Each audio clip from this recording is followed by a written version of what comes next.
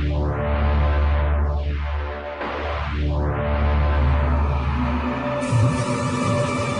to the Vicis Interimo 30 Minutes to Kill podcast.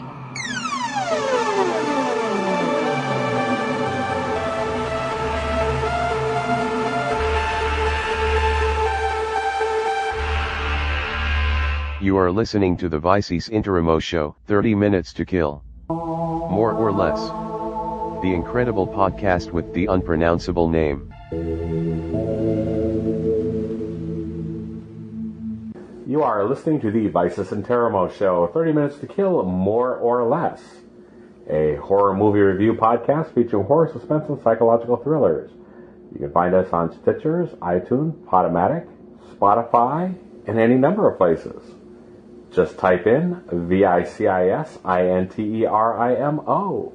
I thought you weren't going to spell that anymore. You just can't help it. I just can't help it now. Yeah. It's one word I know how to spell, or two words. Anyhow, I am Michael Mad Saxon Jones here with my lovely wife and co-host, Lori. Hi, Lori. Hi.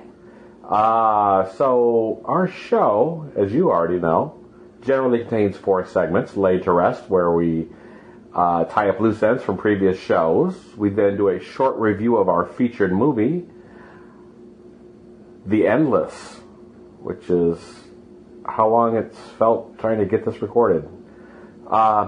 Garbage In, Garbage Out is where we talk about any other movies, TV, or anything else we may have caught in the last week or so. And then we end with a Crawling Chaos, a topic or factoid we have never talked about on the show before, sometimes silly, sometimes serious, most always chaotic. Yeah, does that sound right? Sure. You're giving me a silent nod that can't really.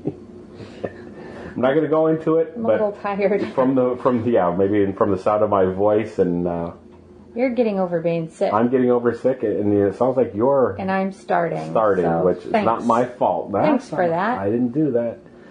Anyhow. It's cold and flu season. It could have happened anywhere at any time. This is true. Though I'm a germ phobe, and I keep myself pretty much in a bubble. Yeah. So my bet is on you. No, it's not. All right. Anyhow. All right. Loose ends. Any loose ends to talk about from previous shows? Let's hear that Laid to Rest, and we'll go from there.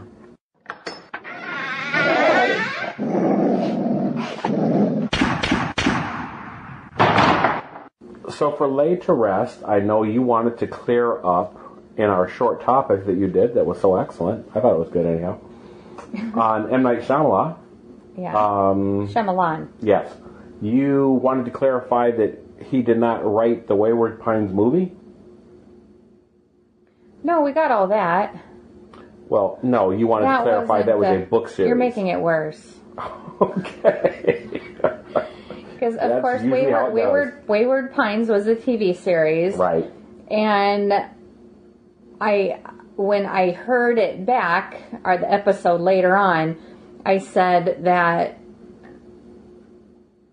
something about the Wayward Pines movie. Right. There is no Wayward Pines movie. Yeah. I was trying to say books. I had books in my mind. So it was funny when you hear something like that later. Uh-huh. I heard it. It's like, did I just say movie? Like, what an idiot. I mean, obviously, I know there was never Wayward Pines movies. Okay. That's ridiculous. All right. Yeah, I meant to say books. So. Okay. And I also have the update.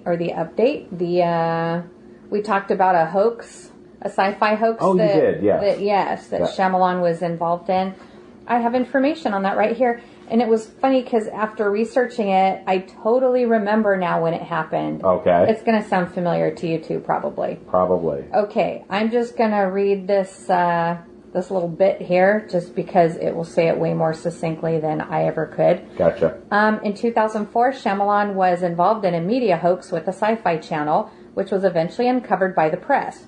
Sci-Fi claimed in its, quote, documentary, and it was called The Buried Secret of M. Night Shyamalan, and it was shot on the set of The Village.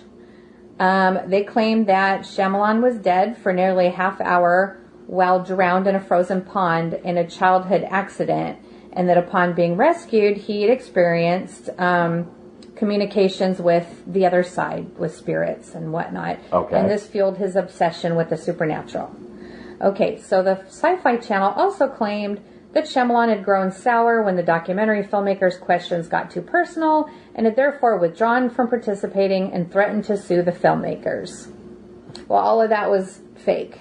Okay. Do you remember that when that special was on Sci-Fi Channel? I vaguely do. What was the purpose of that, though? It was just a promotional stunt. Okay.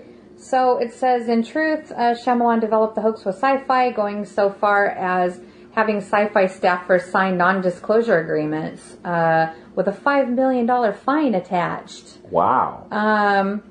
So, yeah, neither the childhood accident or the supposed rift with the filmmakers, none of that occurred.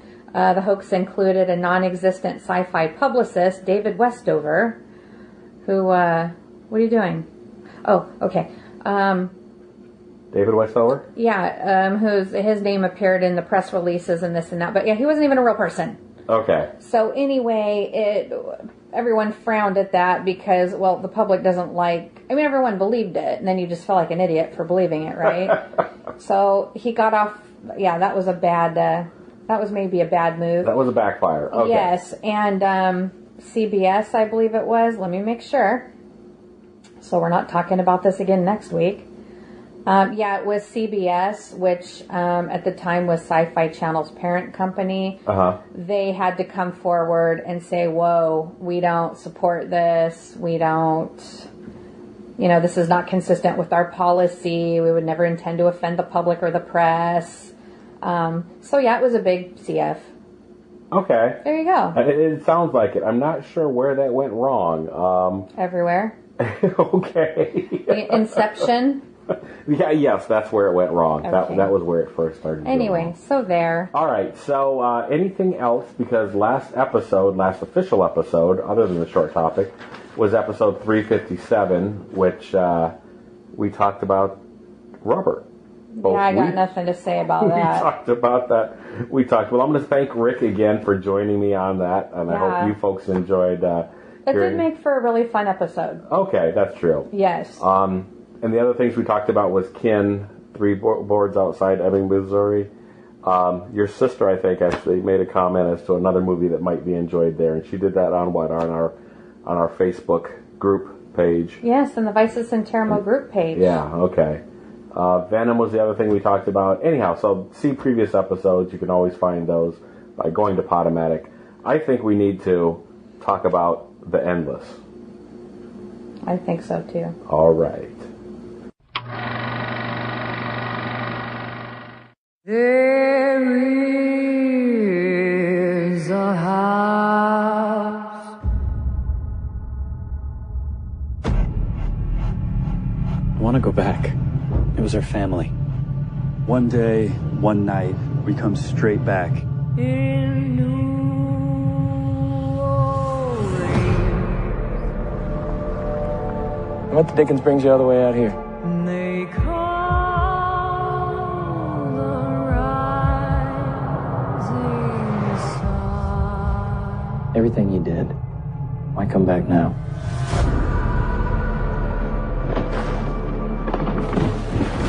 There's something out here, isn't there? How is that possible? You want to know what it is that runs all this? You go find it.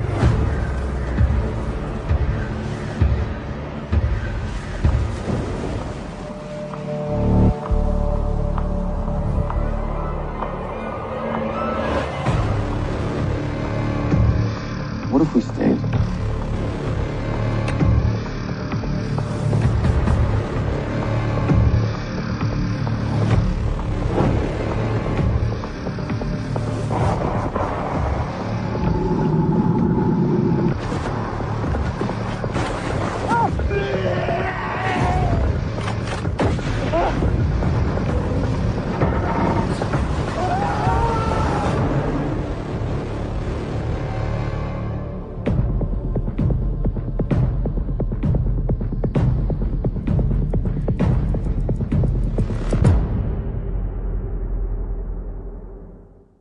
So, of course, when we watched The Endless, right? Yeah. Okay. When we watched that, I was not aware we were watching it for a podcast, so I didn't take any notes or anything. Oh, no.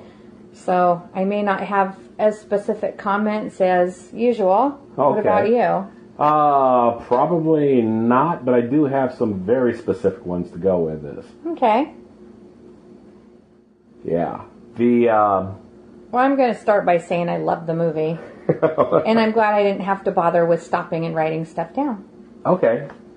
Well, I could just sit there and enjoy the heck out of it. It would have been, yeah, okay. This movie is not for everybody. No. I'm going to say I enjoyed it also.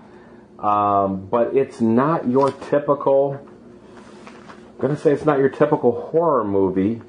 But it is absolutely, I feel, in the same vein as, say, an H.P. Lovecraft story.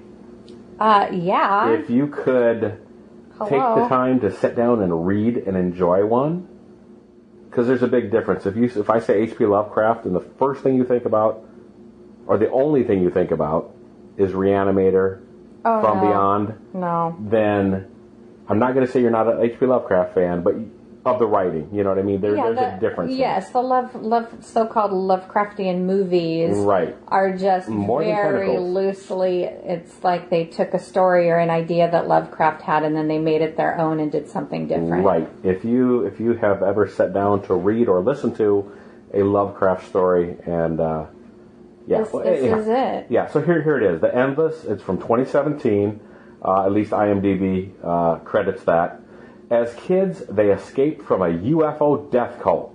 Now, two adult brothers seek answers after an old videotape surfaces and brings them back to where they began.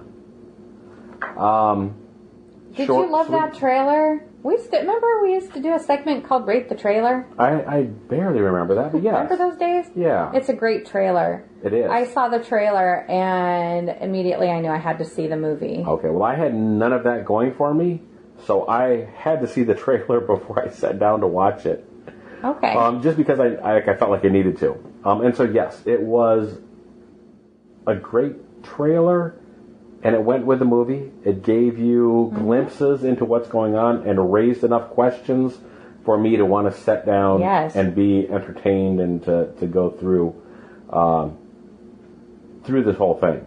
Yeah. So we open with a couple of brothers. Now, I want to say right from the get-go, as it was... One doesn't want to go back, by the way. That thing you read said that the brothers want to go back. One did and one didn't. Yeah.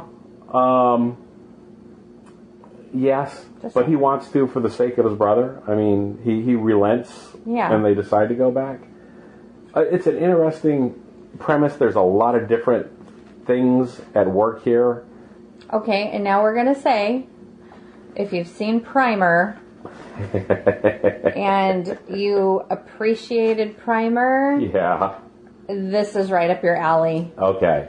That's when we say it's not for everyone. I mean, I did look at the reviews, and a lot of people just didn't get it because there's a lot of thought required. It was written very smart. You can't. It's not a popcorn movie. You know, there's a lot to think about while you're watching it. I almost feel like I need to give more of the storyline based on... Yeah. Okay, so I'm going to read this, and again, I'm stealing this straight from IMDb. This mind-bending thriller follows two brothers who receive a cryptic video inspiring them to revisit the UFO death cult they escaped from decades earlier, hoping to find closure that they couldn't as young men. They are forced to reconsider the cult's beliefs when confronted with unexplainable phenomena surrounding the camp. As the members prepare for the coming of a mysterious event, the brothers race to unravel the seemingly impossible truth before their lives can become permanently entangled with the cult. That's a really good... That's thorough. Texas Boy. And boy, there was a lot of... Good job, Texas Boy. Yeah. There was a lot of hints in there. There's hints, but there's no spoilers. I love that. I love that. I wish I was more articulate. Because you...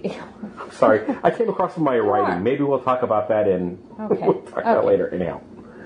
But yes, I mean, all this UFO death cult and all this and that, it's not totally what you think. No, it's not. And I love that. There are... Yeah. It's something that, I mean, I'm the sci-fi freak, so there were some really great sci-fi elements. Not necessarily going with the UFO thing. It's not what you think. I don't want to give away right. I can tell that you're excited by this by the amount of gesturing you're doing with your hands and stuff here. My hands talk better than my mouth. Sometimes. Anyhow. But yeah, there are themes in here that are my favorite sci-fi themes. So my thing initially was I wasn't sure what looking at the just direction, the way it was shot and stuff. Initially, I wasn't sure how I was going to like it. I'm talking about the first 30 seconds of the film or whatever. As it began, I'm like, ooh, I'm going to either love or hate this. Did you feel like you were at the Lovecraft Film Festival? I felt a little bit like that. It had the total look and feel and everything of a really great Lovecraft short film. And it had the... Only it was long. And it had the feel of, again, Primer, going back to Primer. Yeah. Because you were kind of a fly on the wall watching this. Yes. And luckily, in this, it was all done. I know it wasn't luck. Obviously, they wrote it this way. It was well acted. I cared almost immediately about the brothers and their relationship. You can see that they've been struggling. Yeah. It's one of those things when you have past celebrity that you're trying to, well, I don't want to say... Celebrity's not the right word. Notoriety is maybe it, because these guys had escaped from a death cult. It was in the newspapers. It was covered at some point. Now they're trying to make a life for themselves outside and away and separate from a cult, from that identity. And there's all these little nuances. They're poor. They're struggling. The reality of real life, not being taken care of in a community. Yes. Being out on your own, getting a job, paying your bills. Yeah, their life sucks. So, coming from the way I was raised and stuff, that spoke immediately to me. Knowing what it's like being outside. Knowing what it's like to be raised in a UFO death cult. Something like that. In a cultish environment, but anyhow. So, I know what it's like to be outside of a group of individuals that take care of you. I was just going to say, you felt taken care of, did you? I thought. I'm getting off the topic here. And this has gone crazy. You better, so better bring it back. Here's my point. The whole thing resonated with me right away, and I was fearful for them, and I connected with them just as a movie goer, sitting at home watching the movie. How did you feel by the end? That end, gosh. Were you like... So... I judge it by the fact that, I'm almost ready to watch this again. Oh, I can watch it again. Before we recorded this, I almost suggested to you that... Oh, I would have. We should have watched it again, or could have watched it again. Though you can't... we can't talk too much about it. That's why I didn't. Yeah. Because this needs to be general. Yes. You need to... If anything we've said has intrigued you, here's another example, and I'm going to include this in the notes, for you to go online to YouTube if you want. If you are familiar with, you've heard me talk about it before, maybe, the story N by Stephen King. It's just the letter N period. It's an initial. It's a psychiatrist notes, so they don't refer to the people that they're talking to by anything other than initials. N. And it has a very Lovecraftian feel to it. So if you're familiar with that, if that sounds at all intriguing to you, check that out also. But you're going to like this movie. If you're already familiar with it, I'm going to say, watch this movie. If you want to check this video out, there's 26 of the videos. They're very short chapters. They're all animated on YouTube. N. Okay. Check that out. Check out a couple of those. And if it feels like something you're going to enjoy, then you should definitely check this movie out. I've never checked out N. So would I agree with out. you? You absolutely, I would think you would. You maybe heard me watch N before. Heard you watch it? Yeah.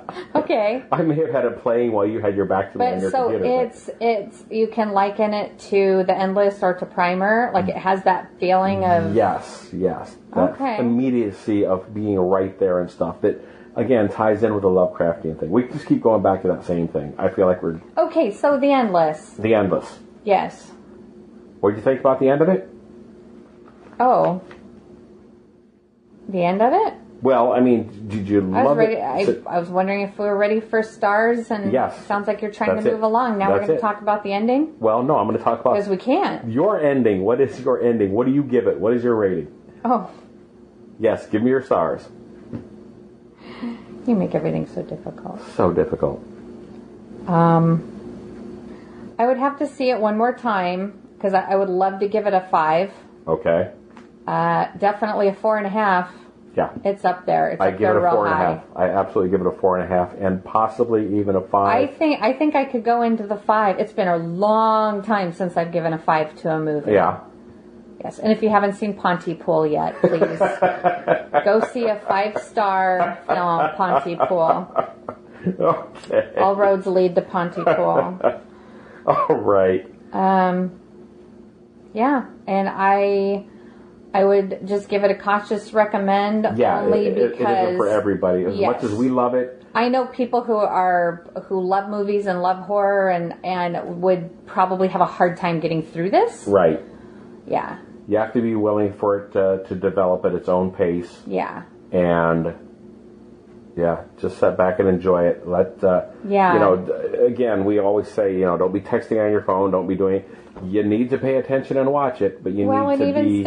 Even still, it's not. It's a very specific kind of movie and very slow burn, very deliberate. Yeah. But that's the thing. Everything in there is deliberate, so you can't. Yeah. Yeah. Yeah. You just need to watch it. If anything we said sounds interesting about it.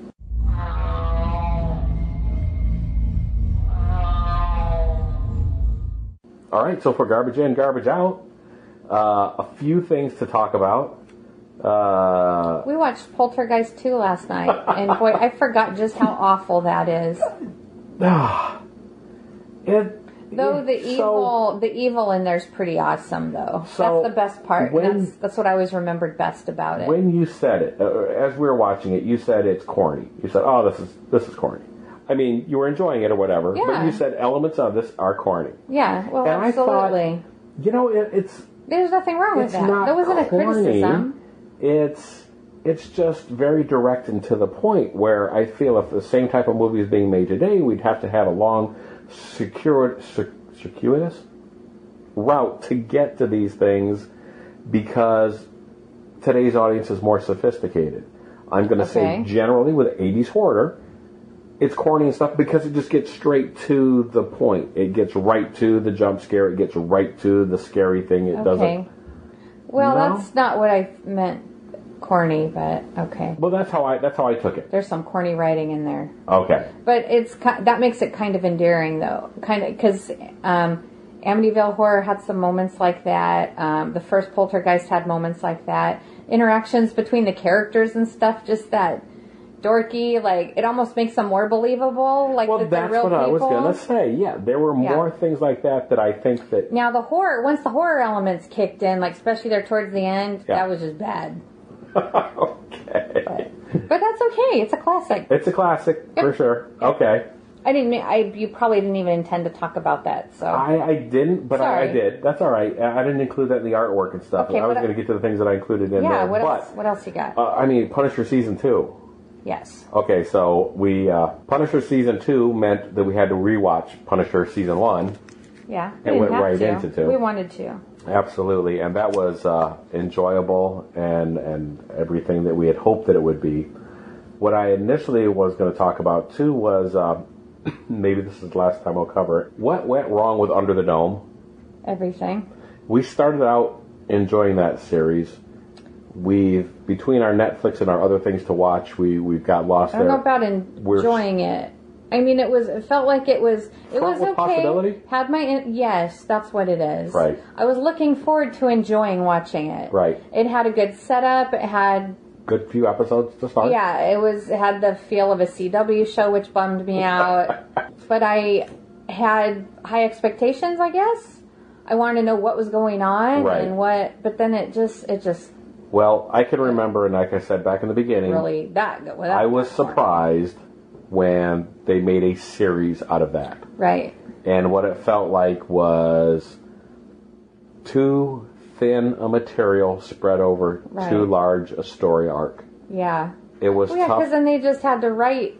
I mean, they took Stephen King's idea, but then they had to go so far beyond it to embellish it to get another season or two out of it. It just got really bad. Having said that, I will say that I did download or did get Mr. Mercedes for us to watch. Another Stephen King thing. And I think the adaptations, they're outside of network TV, generally work better. See Castle Rock and a few other things. So I'm looking forward to Mr. Mercedes. I've got, I think there's 2 seasons of that. Anyhow, what have we seen? What else? We also saw, or at least I got at least halfway through, so maybe it's not even fair to talk about Dead Space Downfall. Oh. So I started, I thought I was going to preview that for you. Yeah. Because you don't necessarily agree with all of my anime choices. I know you're hard to please sometimes when it comes to anime. Wow. I make you sound so snobbish, but you know what I mean. Yeah, that's fine. I'll watch any kind of anime. I'll watch Heavy Metal 2000, you know. Oh, well, that's a classic, though. Heavy Metal 2000? No, Heavy Metal, yes. Oh, 2000. Heavy Metal 2000. Well, yeah, that was a bit of a miss. Anyhow, Downfall, I think... You will watch and listen to anything. I think we need to go back. You can't tell a difference between good and bad. You just blindly stare at stuff. I love, my heart is filled with love for everything. Anyhow, I think we'll go back and I will rewatch Dead Space Downfall with you because it gives us the prequel setup to the Dead Space games that we enjoyed so much.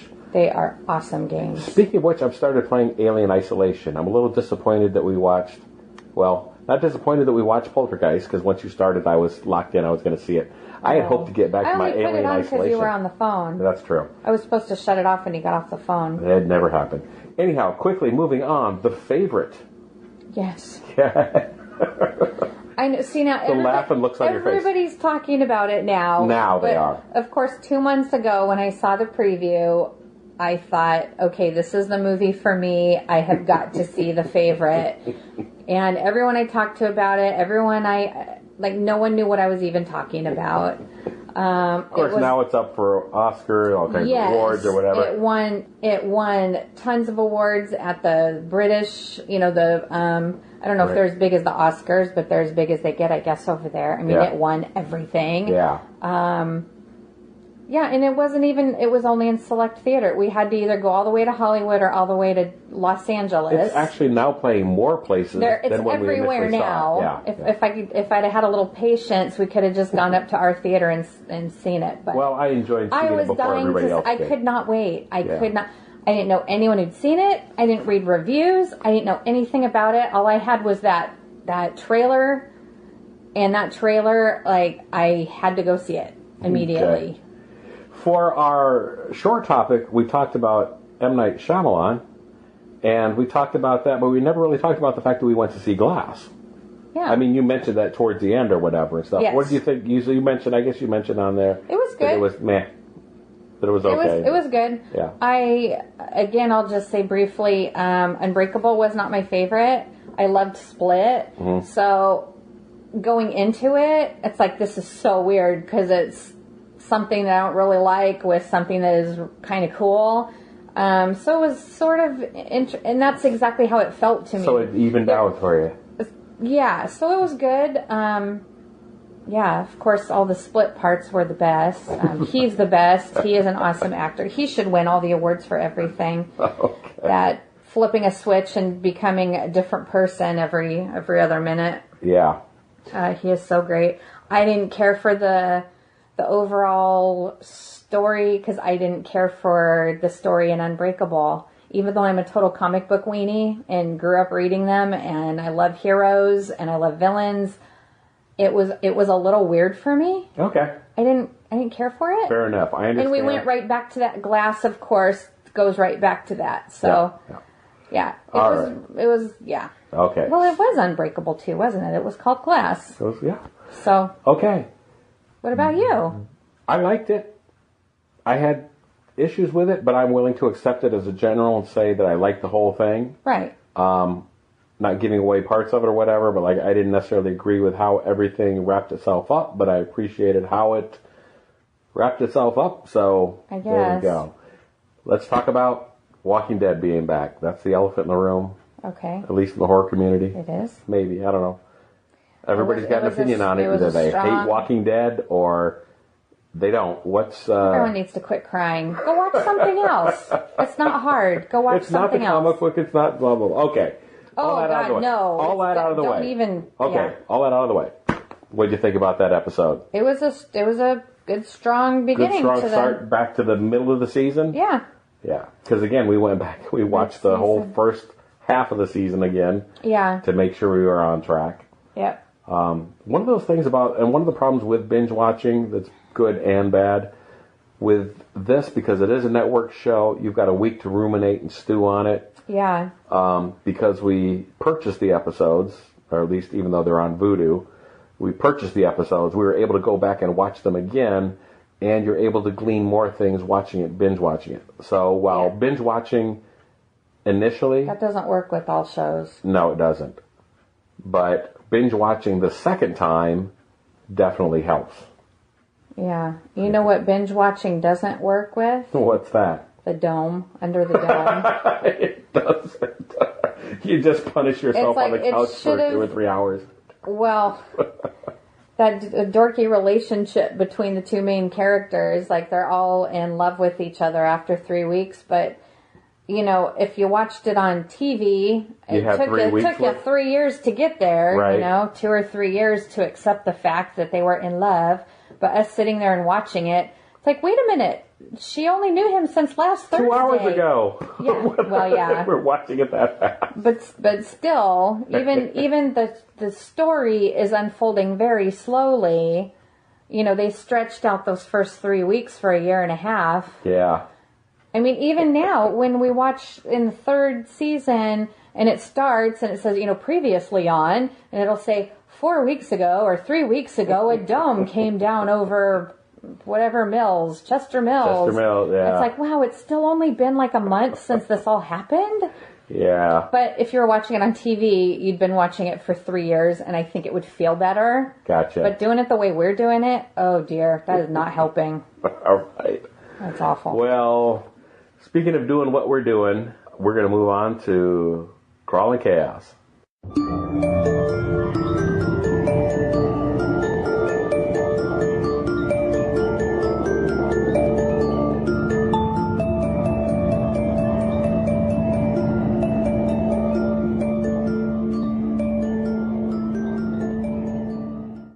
Well, I hope you have a crawling chaos today.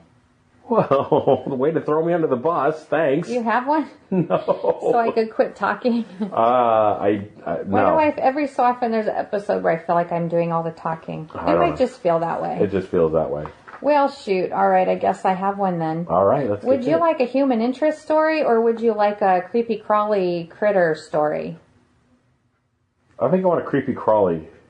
Okay, well, did you know that there's giant predatory worms invading France? Ew. Especially after Poltergeist 2 last night. I don't want to Ew. know anything about worms. Don't swallow the worm. Oh, Okay, well, giant predatory worms have invaded France, but startled biologists say they've been on French soil for the last 20 years. But nobody said anything. A couple people did. that's creepy. Well, the menace from these worms is so great that biologists from the French National Museum of Natural History say everything from wildlife to gardens are at stake. Wow. They've identified 5 different species, including the distinctive hammerhead variety. These suckers are huge, too. Ew. I have a link with some photos. Yeah? Yeah, wait till you see them. All right. It says the critters have been in France, gobbling up earthworms and wreaking havoc on local wildlife and scaring the bejesus out of unsuspecting gardeners for at least the last 20 years, and no one thought to sound the alarm. They have a couple emails and letters from people who had contacted authorities or whatever to say, oh my God, I found this thing in my garden. But it just kind of kept getting, like, no one took it that serious. Or, Yeah. like, they just thought it was a isolated incident or a fluke or something. Yeah, they said somebody tried to warn back in 2013 A naturalist snapped an image of the hammerhead worm in his garden, and there's actually been sightings of these things as far back as 1999. Wow. Now they're, okay, and then the final thought here, it says that they realized that this isn't so much as an invasion as a fully established occupation. So it's like it's kind of too late to, like, they don't know what they're going to do about them. Jeez. But yeah, they're eating all of the local, I mean, they're predators. So they're eating all the worms and insects and all of the things that you need to have a healthy ecology. These things are wiping everything out.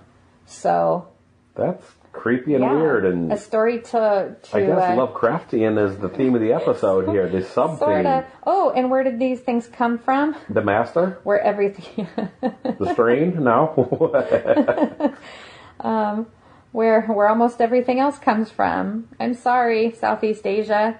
They came from that direction. Really? And the article, there's a lot of really scary species that live there. Well, I mean, harsh environment. If Australia was connected to the mainland, that'd be some scary stuff there. All the deadly critters they got there. Yeah. Oh. So yes, these are native to parts of Asia. It's too bad they didn't stay there, but the very last sentence of this article I read, it says the real villain is globalization, which has allowed these tentacles to hitch rides on imported goods. Whoa. That's always the way. That's why we've got some of our lakes here in the States are being overrun with different kinds of clams and fish and barnacles and things that don't belong here, and they're just wiping everything out. They come here on boats. They come here in boxes. They come here, they hitch rides. This is slowly going to become a preppers podcast, I think. You think so? Well, if we start talking about all these horrific events that are coming. Anyhow, I don't know. As always, I'm going to thank our patrons. Thank you. First of all, any of you that stuck around at the end of the show, I'm going to thank you first. Yeah. Then I'm going to thank our patrons at Lonely Bob, Big Al V, and Golda Fish. I will also say that if you have any reason that you want to get in contact with us, you can email me directly at madsaxon, that's MADSAXXON, all one word, at yahoo.com. Look us up on Facebook, or just friend me, S. Michael Joe. Thanks for listening. You need to leave. You need to leave.